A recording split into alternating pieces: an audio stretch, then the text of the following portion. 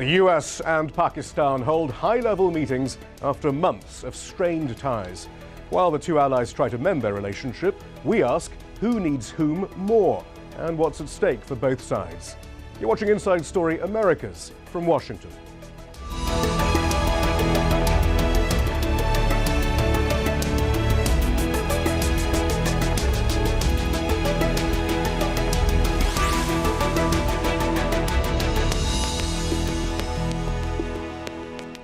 Hello, I'm Shihab Ratansi.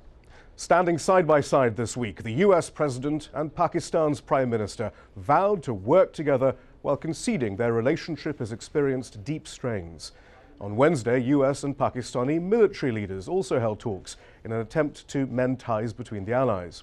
The relationship hit a new low in November after US troops based along the Afghan border killed 24 Pakistani soldiers. A US investigation found both sides were to blame for the deadly exchange of fire, but Pakistan rejected those findings, and in response, it shut down a vital NATO supply route into Afghanistan and publicly suspended high-level civilian and diplomatic meetings with US officials. Now the Pakistani parliament is debating a new policy to redraw its military rules of engagement with the US. At stake for the US is the reopening of that supply route and the blessings of the Pakistani government for drone strikes inside the country's borders. Pakistan is calling for the US to respect its sovereignty and halt drone strikes and issue a formal apology for the killing of its troops. Meanwhile, anti-American sentiment continues to rage inside the country, with some parties calling for a complete cut in ties. So, as the two sides try to mend their strained relationship, we ask what's next for the US and Pakistan and who needs whom more. To discuss this, we're joined by Akbar Ahmed from Washington. He was Pakistan's ambassador to the UK and is now a professor at American University. In the studio, we have Lawrence Wilkerson. He was the chief of staff to former US Secretary of State Colin Powell. And Dennis Cooks, a former South Asia specialist at the US State Department and now a scholar at the Woodrow Wilson Center. Ambassador Cooks, if I begin with you, is there a sense here in DC at least that these parliamentary deliberations might be the key to resolving the current difficulties between the US and Pakistan? Well, they're certainly going to be the start of resolving it, because what's going to happen is the Parliament will adopt these demands or rules or regulations, and then we will start negotiating them. Because clearly what the Pakistanis are going to put forward as what they want is not going to fully meet what we want. And so we'll be into a negotiation now. And it's fascinating because we have been hearing from various quarters who are putting a lot of store on the parliamentary deliberations. Here's some of what we've been hearing in the last few days, beginning with the President of the US himself. My expectation is that as a consequence of the review that's taking place in Pakistan, as well as the work that we're doing on the American side, that we can achieve the kind of balanced approach that respects Pakistan's sovereignty, but also that respects our concerns with respect to our national security and our needs to battle terrorists who have targeted us in the past. We gave logistic support to America in the so-called war against terrorism. We gave them sensitive airports to use. We gave them permission for drone attacks. We carried out military operations. We did everything possible in response to their do more demands. If a policy review has to take place, then the first thing to do is to get out of this war on terror. Akbar Ahmed, so there's that sense that sides may not agree, but this parliamentary process is important. On the other hand, there's another point of view, that this is all a bit of a smokescreen, that frankly Parliament has no say in what the Pakistani military does with the US or the US-Pakistan relationship. Shihab, yes and no. Yes, because in a sense the power in Pakistan lies in a very profound way with the military. The military is watching what's happening and in the long term would want good relations with the United States. No, because the Parliament does reflect the democracy that now prevails in Pakistan. This is the voice and the choice of the people. And in Pakistan today, anti-Americanism is at high levels, very high levels. And these demands, for example, to stop the drone strikes, to ask for an apology from the United States, and to impose a tax on the land routes used by NATO for the supplies into Afghanistan, these are demands reflecting the sense of anti-Americanism in Pakistan. And I don't see how the Parliament or the representatives of Pakistan can get out of this without provoking a backlash. Already you have politicians like Imran Khan and so on taking a very hard line in terms of US-Pakistan relationships. So it is a complicated picture and will require a lot of patience, wisdom and vision to disentangle. Lawrence Wilkerson, that's interesting because recently, in recent days, we've been hearing various figures in Washington suggest, hang on, this isn't how it's supposed to work. This was supposed to be a bit of theatre. Instead, this is dragging out much longer than we'd expected. Domestic issues, which perhaps what Pakistan or Pakistanis are really concerned about, are now coming to the fore within this debate, not just the issues of drone strikes and so forth. Is there some dismay that this isn't the political theatre that they'd hoped it would be? Let me say first that I think the political strategic situation is so different in the two camps that I don't see how a reconciliation, if you will, that's cosmetic or otherwise substantive, really is going to make a lot of difference. And by that I mean the Pakistanis are looking at this from a strategic policy point of view that approximates a chess game. We're looking at it from a policy strategic point of view that approximates a checker game, and both are on different levels. Still, after all this time, because that's a complaint we've heard for years, basically. The policy is to get out, plain and simple. The strategy underneath that policy by the military, the U.S. military, and I suspect NATO too, is to do as much possible damage before they leave, before they get out, to what is the al-qaeda structure that remains and whatever else is associated with it. They're on two different sheets of music. The meeting yesterday, I'm sure, between General Mattis, the Central Command Commander, General Kayani, the overall commander in Pakistan, and General Allen in Afghanistan, the meeting was, they were talking past each other in terms of the operational tactical objectives of the Americans and the ultimate policy strategic envelope the Pakistanis are operating in. Well, with respect, Colonel, I would think that these talks yesterday were really important because I think they would be dealing with the problem area where you had this terrible incident in November. That's along the border, where the border isn't clear, communications are bad, things can go wrong as they did go wrong. All tactical, operational. But it's very important to get it right, or to try to make it better. But what does getting it right policy strategy-wise in Islamabad mean, and what does getting it right policy strategy-wise in Washington mean? Two different answers. Well, I guess I would disagree. I mean, because if you don't get it right along the border, if you have another incident like we had in November. What if you get it right on the border? To what purpose? To what purpose? To what strategic purpose? To what strategic purpose is the purpose that you indicated. Withdrawal. That we will gradually withdraw from Afghanistan. Okay, and withdraw in a responsible way. The problem is if you don't, I mean, this is really why we are going to get together with the Pakistanis. Maybe not perfectly, well, certainly imperfectly. No, I don't disagree with that. They need us. Shihab, can I? Ambassador, yes, go ahead. Sure. Shihab, I think that at this moment, in a sense, both your distinguished panelists are right.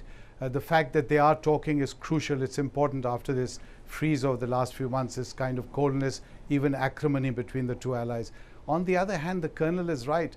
For the Americans, it's a short-term objective as far as Afghanistan, Pakistan concerned. All right, as far as that short-term.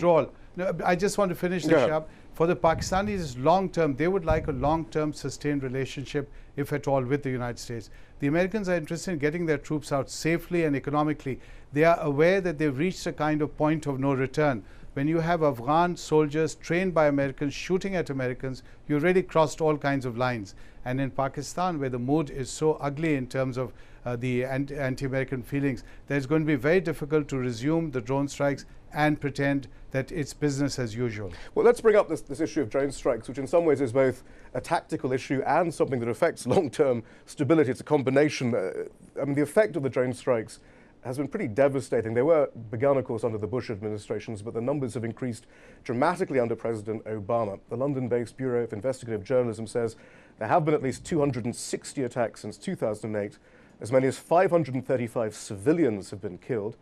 But the BIJ has identified only 126 named al-Qaeda or Taliban fighters. These figures were published last month, just days after Mr. Obama called the drone campaign a, quote, targeted and focused effort. Ambassador, cooks. Can you see any room for maneuver with the Americans to satisfy the Pakistanis that they will at least have more control over what's happening? I mean, there was a sense that the position was hardening with the previous head of the spy agency in Pakistan. He wanted total control over targeting. But are the Americans prepared to negotiate on this issue? Well, we will see. I think we're going to have to negotiate because the pressure in Pakistan is such that drones has just become something impossible for the government to accept. Is there an understanding in Washington how well, I don't issue think it is fully understood in Washington. I just spent 2 weeks in Pakistan, and the wave, the sentiments just overwhelm you.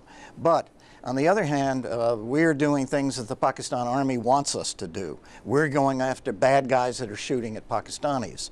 And so somehow I think, and this is the challenge really for the negotiations, we'll work out an arrangement which permits some drone strikes to continue, and the Pakistanis will have to play a larger role in it than they did before. Akbar Ahmed, I mean, that's the problem with a lot of this stuff. Some of these comments from the Pakistani officials appear to be for public consumption. We had that hardening of the line by the former head of the ISI. We now have a new head, of course, and I'm not sure whether we know what his position is, but we also have the journalism of Seymour Hersh, for example, who said, the President Musharraf once said, look, you know, fine, if you're not going to give us operational control, then maybe just paint the drones in Pakistani Air Force colors. But at least that will make it easier. I mean, how serious are the Pakistani military about the drone issue?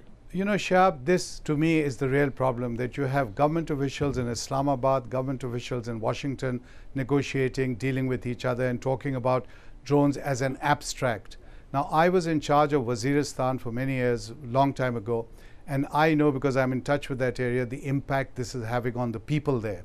Listen to this, Shahab. You've got the drone strikes one day, you have militants blowing themselves up the next day, you have the Pakistan Army in action killing more people, and then the desire, the panic of these Pashtuns in the tribal areas to run away from those areas. And for the first time in history, you have hundreds of thousands of tribesmen, first time ever, they've left their homes, they are out there on the plains outside Dera Ismail Khan, Tank, and near Peshawar, destitute lives, living as refugees. Now, a tribal society with high notions of honor and dignity and the code of the Pashtuns, Pashtunwali, all that is being challenged in their lives today, and they're just fed up. They want to lead normal lives, they want to live lives of security and stability, and the drone has become a symbol of the misery of their lives. It's not seen, it's not heard, it suddenly arrives and 20 or 30 people are blown up and killed, women, men, children. You may have one of the, what Colonel Wilkerson calls bad guys involved, but you have so many ordinary innocent people killed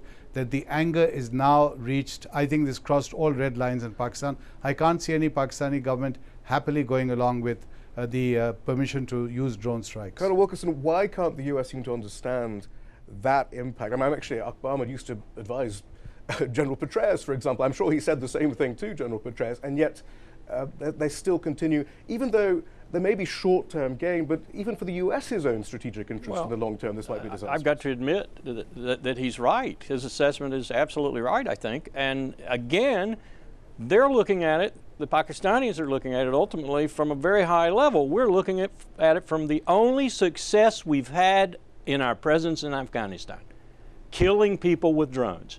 That, to the military, is the instrumentality of choice. So it's going to be difficult, but I do agree that we're going to have to back off and we're going to have to make some agreements. Where's this impossibility to think a little bit more boldly about foreign policy objectives and strategic interest and so forth? And where's it going wrong in the Pentagon or in the State Department? I mean, what's happening? You want a simple answer? Yeah, the military is running U.S. foreign policy. I would agree with that. I think that the administration has been too focused on the military questions. How many troops do we pull out next month? What's the next target? And it's not been thinking about the day after we leave.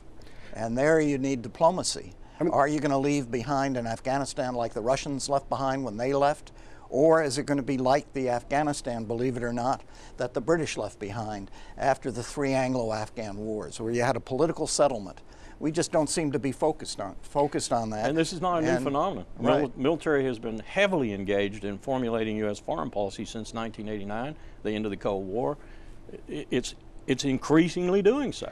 Well, the official narrative we have of why U.S.-Pakistan relations have got to this point is a very short-term set of issues, a number of, quote, unfortunate events. In February 2011, a CIA contractor killed 2 Pakistanis in Lahore. He was arrested and later released by Pakistani authorities, sparking massive anti-American protest.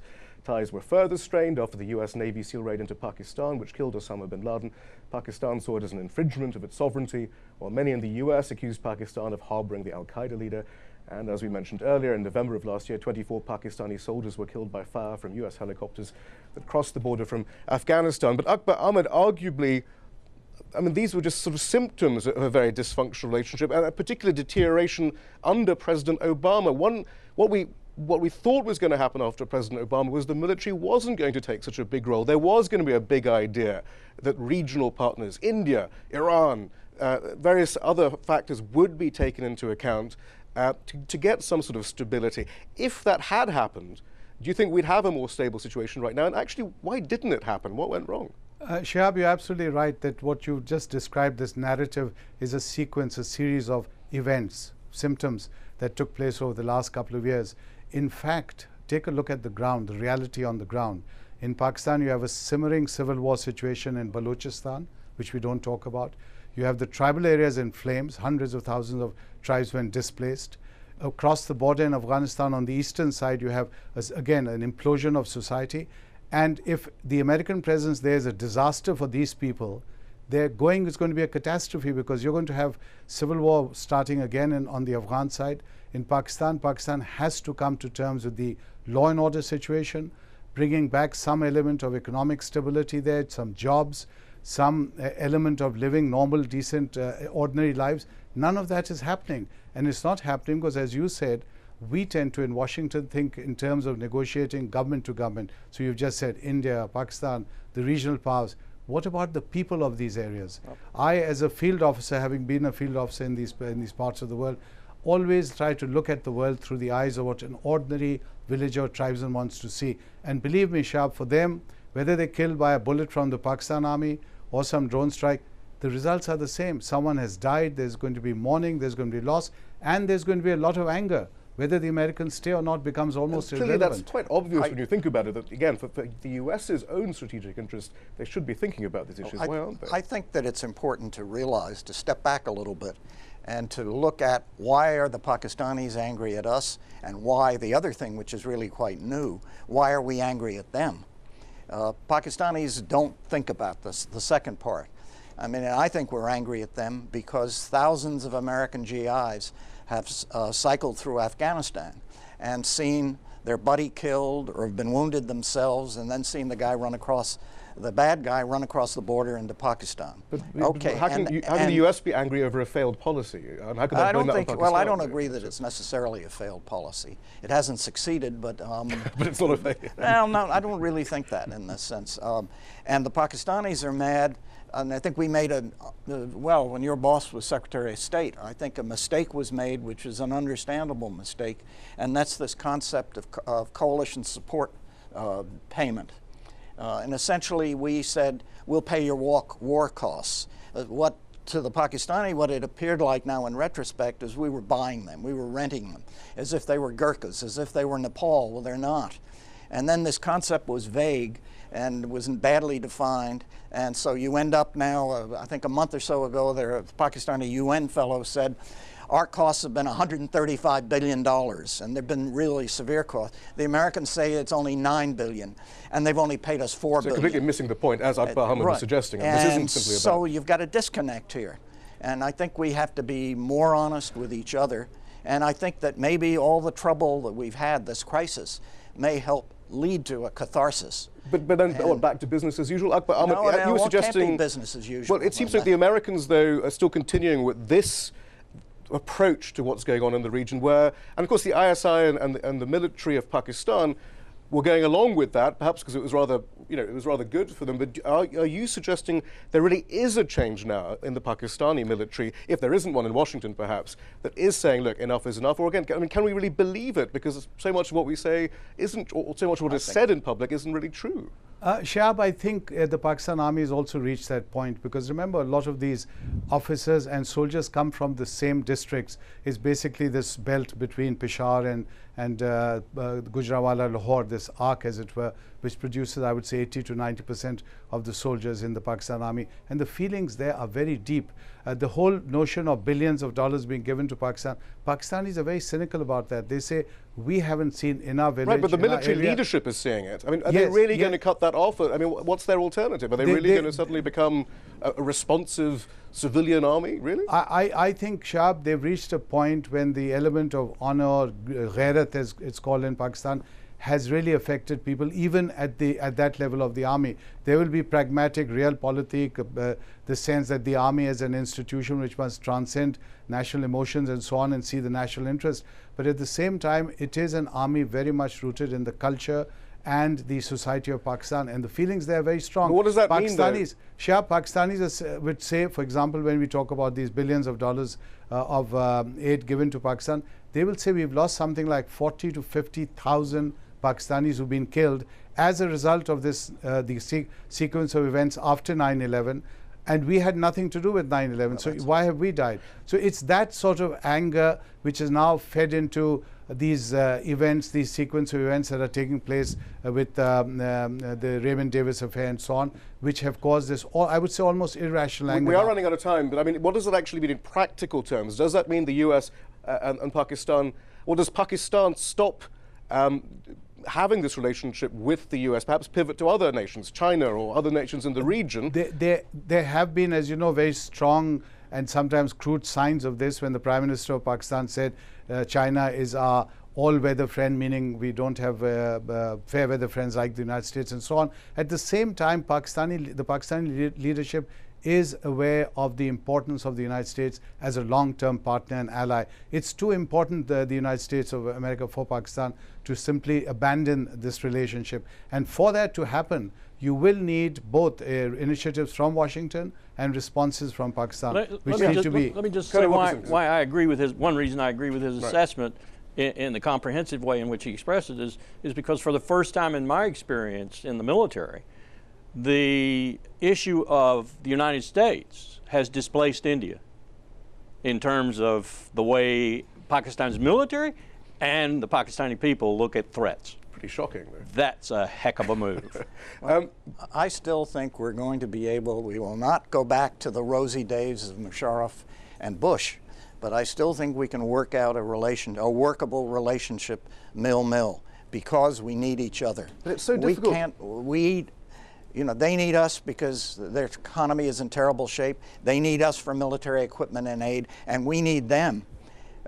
If we're going to get out of if we're going to get out of Afghanistan honorably. But you mean the Pakistani oligarchy? And what I think the point that's being made here is it's about the Pakistani people, perhaps. I mean, Colonel Wilkerson, can you see the US ever now being a benign force in the region, perhaps with 20,000 troops in Afghanistan until 2024 and so on? Without, I mean, are they a force for stability in the region now, having had this history that we've had? I take your point, and I say it's going to be difficult if it is accomplished. And let me point out, too, that increasingly countries in the world are turning away from the United States and its financial and economic might to Beijing.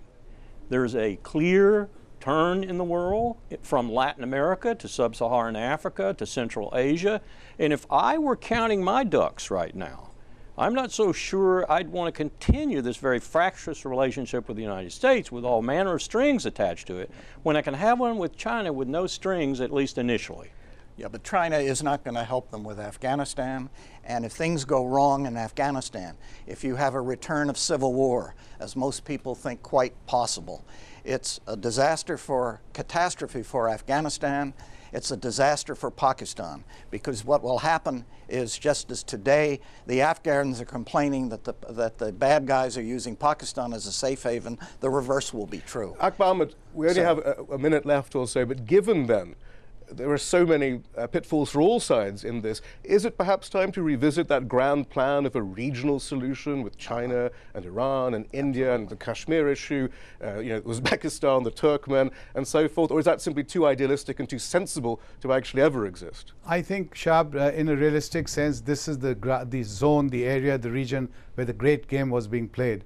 And there's no Pollyanna, no rosy colored glasses to look through. Those are hard, practical considerations where each state is going to jostle for power for its own interests. What Colonel Wilkerson said was absolutely right. Your 10 seconds, Akbar. Your show has to be seen in the United States of America, and hopefully some change will come here, which could then direct this relationship between the United States and Pakistan into a more positive direction. Akbar Ahmed, thank you very much. Ambassador Cooks, thank you. Thank you. Colonel Wilkerson, thank you very much. That's all from the team in Washington, D.C. Don't forget to follow us on Twitter and Facebook, where you can find more information about the program. And we want to hear from you. Tell us what stories you think we should be covering. Send your ideas directly to us at insidestory@aljazeera.net.